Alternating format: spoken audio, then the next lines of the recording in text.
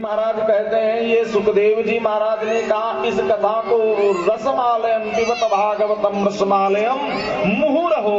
मुहुरहो माने बार बार, मुहुरहो रसिका भूभाव का। भगवान की कथा को सुन करके तृप्त न हो जाओ, क्योंकि राम कथा कृष्ण कथा जे सुनत अघाही, तो रस विशेष जाना तिन्ह नाही। जो भगवान की कथा को सुन करके ऐसा लगता है कि अब हमने तो बहुत कुछ सुन लिया, तो इसके मतलब है कि तुमने कुछ समझ ही नहीं पाए। भगवान की कथा को सुन करके और रुचि बढ़े जानने की, और इच्छा बढ़े। समुद्र कभी कहता है कि हम पूरे हो गए। नदियां तो हमेशा बह करके जाती हैं, 24 घंटे समुद्र से मिलती हैं, हमेशा बहती हुई जाती हैं और गंगा जी से मिल जाती हैं। तो क्या समुद्र मना करता है? कहते ऐसे ही निरंतर भर ही निरंतर हो ही ना पूरे।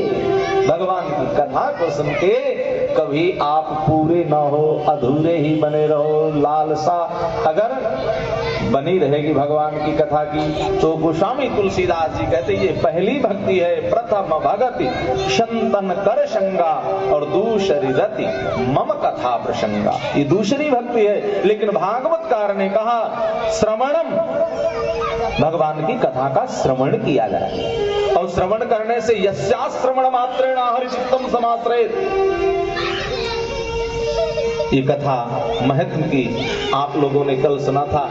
जो सुख आप यहाँ मल्लौर में किशन बाबा मंदिर पर प्राप्त कर रहे हो, यह कथा आपको कहीं पर भी और नहीं मिलेगी।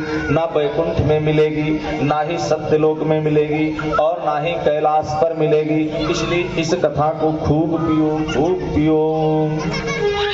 अब प्रथम स्कंद मेरे सामने है, और प्रथम स्कंद में मंगलाचरण करते हैं वेदव्यास जी। भगवान परम सत्य को प्रणाम करते। जन्माद्यस्य तोन्वयादितरता चार्थेषु भिज्ञाशराट् तेने ब्रह्म हृदय आदि कवये मुह्यन्ते सूरयः तेजोवारि मृदां यथा विनिमयो यत्र त्रिशर्गो मृषा धाम्ना स्वेन सदा निरस्तकुहकं सत्यं परं धीमहि। परम सत्य को प्रणाम किया। का हमारी बुद्धि हमेशा परम सत्य को ही धारण करे। और परम सत्य क्या है? सत्यम परम धी, धी माने बुद्धि। परम सत्य क्या है? परम सत्य तो केवल परमात्मा है, जिसने तेज, जल, वायु, पृथ्वी, आकाश आदि का निर्माण किया, जो समस्त संसार के जन्म के हेतु बने। जन्माद्यस्य यतोन्वयादितरतः चार्थेषु भिज्ञासराट्, जो स्वराट है।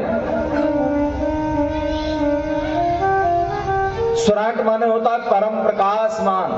जैसे हमको आपको लाइट की जरूरत बाहर से पड़ती है, प्रकाश की व्यवस्था बाहर से पड़ती है, लेकिन उनको कहीं बाहर से प्रकाश की आवश्यकता नहीं पड़ती है। जो विराट है, जो स्वराट है, जो बहुत विशाल है, सर्वव्यापी है, जो जिससे जिसके तेज से सूर्य तपता है,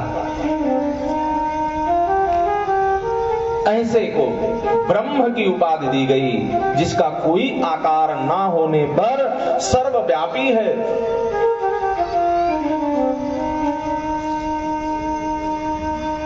तेजोवारि मृदाम यथा विनिमयो यत्र त्रिशर्गो मृषा। ऐसे परम सत्य को हम प्रणाम करते हैं, नमस्कार करते हैं। मंगलाचरण किया। नैमिषारण्य का परम पावन तीर्थ है। अष्टम वैकुंठ नीमसार कहा गया, नैमिष को अष्टम वैकुंठ कहा गया। यहाँ पर हमेशा अनवरत छोटा सा तीर्थ है, लेकिन विशालता बहुत बड़ी ली हुई है। बहुत ज्यादा क्षेत्र में, क्षेत्रफल में ये नहीं बसा हुआ है। लेकिन नैमिष क्षेत्र की अगर बात की जाए तो 84 कोस तक परिक्रमा होती है 84 कोष में नैमिषारण्य ही लगता है। और नैमिषारण्य में जब 88,000 ऋषि मुनि एकत्रित हुए तो कहते ये नैमिष वह तीर्थ है। नैमिषेषु आसीन मभिवाद्य महामतिम कथामृत रसास्वादः कुशलः शौनको ब्रवीत। नैमिषे निमिष क्षेत्रे, नैमिष को अनिमिष क्षेत्र कहा गया है। नैमिषे निमिष क्षेत्रे ऋषियः शौनकादया क्षत्रम स्वर्गाय लोकाय सहस्र सममाशत। नैमिष को अनिमिष क्षेत्र कहा गया जहां पर कभी भी कथा बंद नहीं होती। एक बार चालू हुई कि बंद नहीं हुई। आज भी नैमिषारण्य में कथाएं अनवरत कहीं न कहीं चला ही करते हैं, हमेशा चला करते हैं। सत्रम स्वर्गाय, ऐसा दिव्य पावन तीर्थ और जहां पर संत महर्षि वास करते हैं,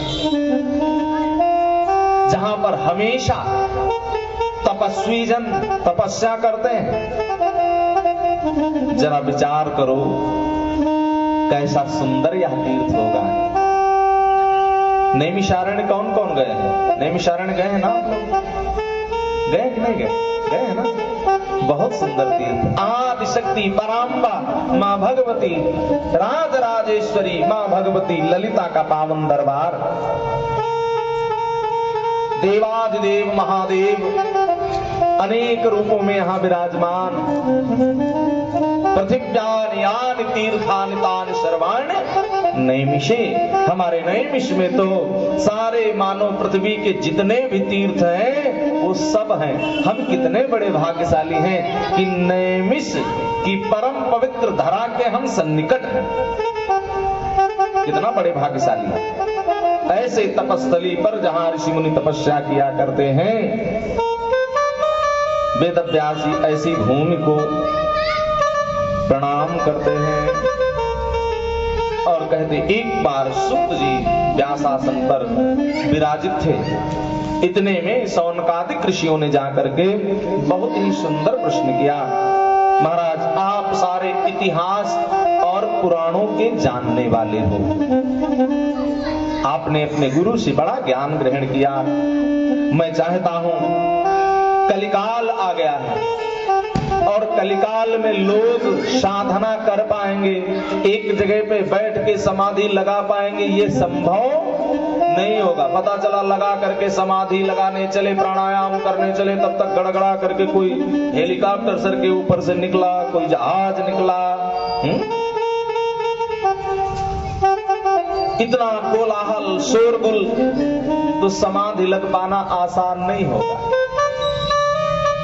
और इतना समय भी लोगों के पास नहीं होगा कि समाधि लगाएं। समय कम होगा, काम बहुत सारे होंगे। ऐसे में कोई ऐसा उपाय छोटा सा बताओ जिस उपाय को करके लोग इस भव सागर को पार कर लें।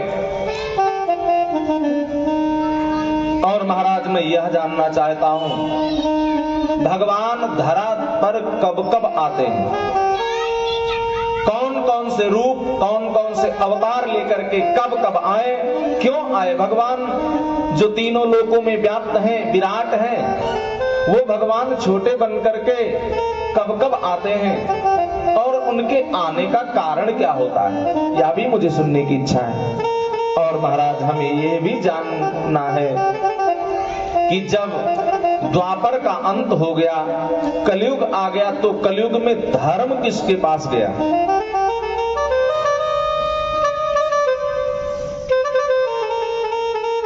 ये सब मुझे सुनने की इच्छा है। कहते इस प्रकार से जब प्रश्न किया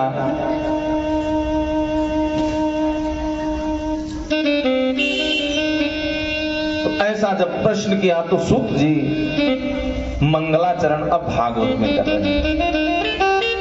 और सबसे पहले मंगलाचरण भागवत में 3 मंगलाचरण हैं।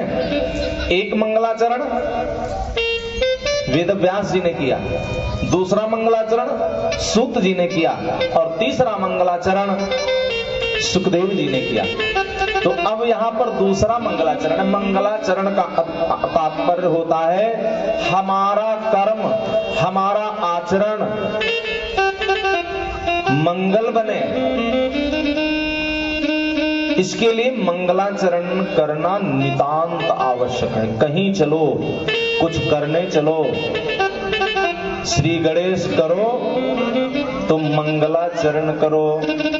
अब मंगलाचरण में किया क्या जाता है? तो सूत जी सबसे पहले मंगलाचरण करने जा रहे हैं तो अपने गुरुदेव को प्रणाम किया। यम प्रव्रजन्तमनुपेतमपेत कृत्यम द्वैपायनो विरह कातराजुहाव पुत्रेति तन्मयतया तरवो विनेदु तं सर्वभूत हृदयं मुनिमानतोषु।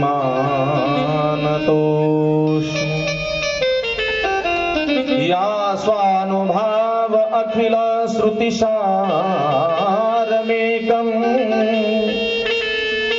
अध्यात्मदीपमतिदीर्तिसितान्तोन्महं संसारिणं करुणयाः पुराणगुह्यं तं व्याससूनमुपयामि गुरुं मुनीनाम्।